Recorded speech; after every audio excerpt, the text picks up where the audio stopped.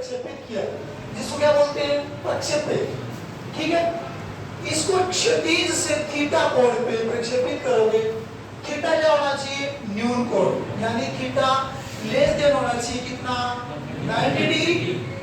तब जो मोशन होगा, गुरुत्वीय क्षेत्र के अधीन जो गति होगी इस प्रक्षेपी की, इस वस्तु की, उसको हम कहेंगे क्या, प्रक्षेपी गति। क्या कहेंगे, प्रक्षेपी गति। तो आपको पता है गुरुत्वीय क्षेत्र में जब वस्तु गति करती है तो ऐसे गति करती है, जैसे यहाँ से पत्थर को रखा वो ऐसे जाता है, जाता है ऐसे। ऐसे क्यों जाता हो, क्योंकि पृथ्वी उस पर नीचे की तरफ क्या लगाती है, फोर्स लगाती है, गुरुत्वाकर्षण बल लगाती है।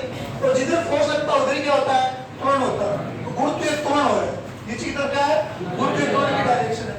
तो क्या आप मेरे को बता सकते हो ये पार्टिकल या ये कोई बॉडी है वो कितनी दिशाओं में मोशन करती है, जब ऐसे इसको फेंकते हो तो? हाँ, इधर एक्स दिशा में और वाई दिशा में। जैसे ये पार्टिकल यहाँ पहुंचा, उस समय इसकी एक्स में डिस्प्लेसमेंट ये होगा और वाई में डिस्प्लेसमेंट ये होगा। ये पार्टिकल यहाँ पहुंचेगा तो एक्स में डिस्प्लेसमेंट ये हो जाएगा और वाई में डिस्प्लेसमेंट ये हो जाएगा। सही बात है। तो आप कह सकते हैं दो दिशाओं में ये गति करता है। तो हम इसको अलग अलग दिशाओं में पढ़ेंगे। तो क्या ये बात बताओ मेरे को, तो प्रक्षेपण को किसी न्यून कोण पर प्रक्षेपित किया जाता है गुरुत्वीय क्षेत्र के अधीन, तो एक्स दिशा में कोई फोर्स लग रहा है क्या, इनिशियल लगा दिया, उसके बाद ऐसे हाथ में पकड़ी फेंका, मैंने फेंक के छोड़ दिया ऐसे, एक्स दिशा में कोई फोर्स लग रहा है क्या, नहीं लग रहा। जिस डायरेक्शन में फोर्स नहीं है इसका मतलब उस डायरेक्शन में एक्सीलरेशन, त्वरण भी नहीं है। तो बताओ एक्स दिशा में कोई त्वरण होगा क्या, नहीं होगा।